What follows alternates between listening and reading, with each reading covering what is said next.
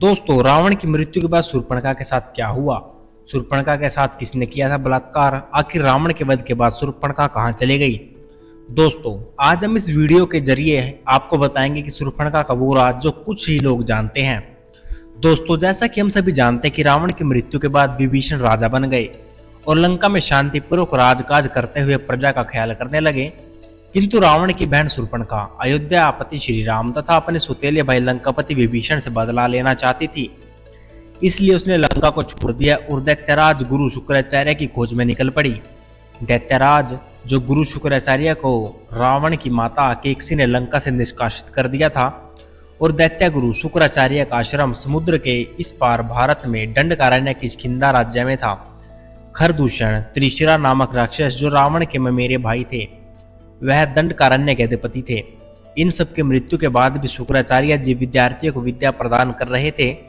शूर्पणखा उनके पास जाकर अपने राक्षस जाति की उन्नति और अयोध्यापति श्री राम तथा अपने सुतेले भाई लंकापति विभीषण से बदला लेने के लिए प्रयत्न करने को कहती है। इसके लिए वह कुछ भी करने को तैयार थी। शुक्राचार्य जी ने यहाँ पर कहा कि सुग्रीव और लंका का राजा विभीषण और समस्त भारत के सभी राजा अयोध्या के राजा राम के अधीन हैं। सभी उनके भक्त हैं। उनके विरुद्ध यहाँ पर न तो कोई कार्य हो सकता है, न ही कोई मनुष्य उनके विरुद्ध जा सकता है। इसलिए हम लोगों को पूर्व दिशा में समुद्र के उस पार, अभी जहाँ आर्यों की सभ्यता नहीं विकसित हुई है, वहां जाना चाहिए। जहाँ लोग अभी भी कबीलों में रहते हैं, कच्चा मांस खाते हैं, उधर चलकर भगवान आशुतोष की आराधना करते हैं। शूर्पणखा के साथ शुक्राचार्य मंत्र शक्ति से समुद्र पार करके आज के सऊदी अरब देश पहुंचते हैं। यहाँ के सभी लोग कबीलों में रहते थे। पशुओं की तरह जंगलों में कच्चा मांस, फल आदि खाते थे। कबीलों के सभी लोग आपस में मारकाट किया करते थे, जिसके सिर्फ दो कारण थे। पहला कारण खाना, शिकार और अपना इलाका, और दूसरा था स्त्री। इनके यहाँ स्त्री किसी की पत्नी नहीं होती थी, बल्कि ताकतवर पुरुष ही सबके साथ तो संभोग करता था। और कबीलों की सभी स्त्रियां पहले सरदार की स्त्री होती थी। उसके बाद जब सरदार किसी दूसरी स्त्री को अपना लेता था तो पहली स्त्री किसी अन्य पुरुष के साथ रहती थी।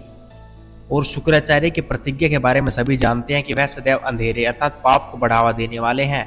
वह सदैव पापियों के मददगार रहे हैं। फिर शूर्पणखा तो उसके प्रिय शिष्य रावण की छोटी बहन थी। भला वह उसकी बात क्यों नहीं मानते? शूर्पणखा की नाक कटी हुई थी। वह हमेशा अपना मुख ढककर रखती थी। हालांकि वह सुंदर भी थी और साथ ही साथ माया भी जानती थी। कोई भी वह रूप धारण कर सकती थी। और उस समय वहां पर सैकड़ों कबीले थे। मनुष्य जानवरों की तरह इधर उधर जंगलों में भटकते रहते थे। उनके सिर्फ दो ही काम थे, भूख लगे तो शिकार करके कच्चा मांस खाओ और स्त्री दिखे तो सहवास। शूर्पणखा के साथ शुक्राचार्य जी ने भगवान शिव के प्रतिरूप अर्थात शिवलिंग की स्थापना करके शिव आराधना शुरू कर दी। शूर्पणखा भी वही बैठकर श्रद्धि भक्ति के साथ जो है शिव मंत्रों का जाप कर रही थी। थोड़े दिनों में उधर से वहां के सबसे शक्तिशाली कबीले की टोली गुजरी, जिसका मुखिया एक आदम नाम का एक भयानक लंबा चौड़ा हस्तपुष्ट शरीर का मालिक व्यक्ति था। वह व्यक्ति शेर, बाघ, हाथी, घोड़े आदि किसी भी जीव से ज्यादा शक्तिशाली था। सारे कबीले उसके अधीन थे। उसकी एक ही कमी थी कि वह पशुओं की तरह नंगा रहता था और किसी भी स्त्री को देखकर जब तक उसको पा नहीं लेता तब तक बारंबार जो प्रयास करता रहता था। राक्षस टोली ने देखा कि एक बूढ़ा व्यक्ति हवन कर रहा है। उसके सामने एक स्त्री जिसने मुख पर कपड़ा ढक रखा है, वह सुंदर स्त्री अगर मुखिया को मिल जाए तो मुखिया के साथ रह रही उसकी स्त्री का भोग हम सबको मिल जाएगा। यही सोचकर राक्षस शूर्पणखा का अपहरण करके अपने मुखिया के पास पहुंचा देते हैं। मुखिया जो आदम ने शूर्पणखा से संभोग की इच्छा जताई। शूर्पणखा ने माया से सभी को मोहित कर रखा था। उसे मालूम था कि इसे स्त्री लोभी ताकतवर व्यक्ति को कैसे फंसाया जा सकता है। इसलिए उसने मुखिया आदम से शर्त रखी, जिसमें पहली शर्त थी कि शूर्पणखा से विवाह के पश्चात उसके दुश्मन अयोध्यापति श्री राम, किष्किंधापति सुग्रीव और हनुमान अंगद को मारकर उसका बदला लेना होगा।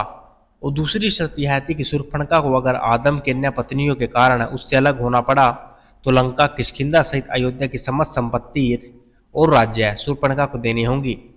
इन दोनों शर्तों के लिखित प्रमाण के बाद दोनों का कबीलों की रस्म रिवाज के अनुसार विवाह हुआ।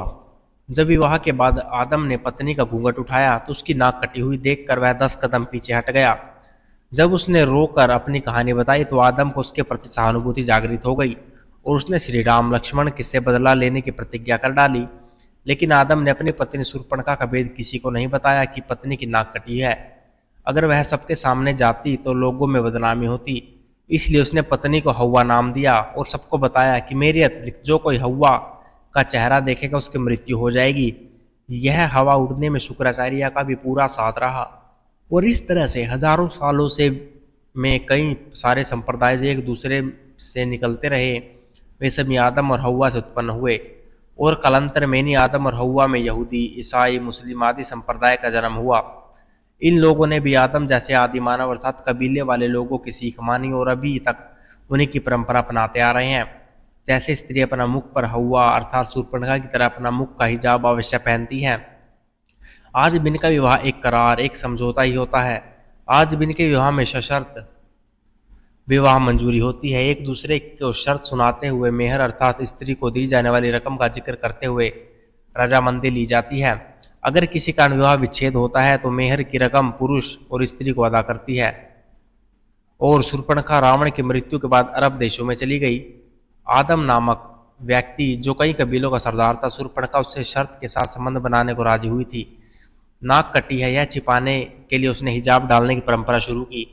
अगर ध्यान दे तो यह सारी बातें केवल एक ही तरफ इशारा करती हैं कि शायद मुसलमानों का शूर्पणखा के वंशज होने वाली बात हकीकत हो सकती है और सारे मुसलमान इस बात से डरते हैं। अगर कोई हिंदू गलती से मक्का मदीना के अंदर चला गया तो उसने उस शिवलिंग पर गंगा जल छिड़क दिया तो पूरी दुनिया से पूरी राक्षस जाति का अंत हो जाएगा। मित्रों, यह राक्षस कोई और नहीं बल्कि शूर्पणखा के ही वंशज है। लेकिन मित्रों, इस्लाम धर्म की हकीकत पर आज कोई भी हिंदुओं के द्वारा सवाल उठाए जाते हैं। आखिर उन्हें मक्का मदीना के अंदर क्यों नहीं जाने दिया जाता?